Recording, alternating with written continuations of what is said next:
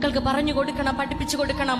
ഉമ്മ വീട്ടിലുണ്ട് എങ്കിൽ വൈകുന്നേരം സ്കൂൾ വിട്ട് വരുമ്പോഴേ ചായ എടുത്തു തരാന് ഉമ്മാന്റെ കുട്ടിയെ ഇന്ന് എന്തൊക്കെയാ വിശേഷങ്ങള്, എന്തൊക്കെയാ സ്കൂളിലെ വർത്താനങ്ങള് എന്ന് കെട്ടിപ്പിടിച്ച് ചോദിച്ച് നെറുകയിൽ ഉമ്മ നൽകാൻ പൊന്നുമ്മ, പ്രിയപ്പെട്ട കാലിനടിയിൽ സ്വർഗം സംവിധാനിച്ച് വെച്ച പെറ്റുമ്മ വീട്ടിലുണ്ട് എങ്കിൽ അൽഹംദുലില്ലാഹ് എന്ന് പറയാൻ മക്കളെ നമ്മൾ പഠിപ്പിച്ചു കൊടുക്കണം.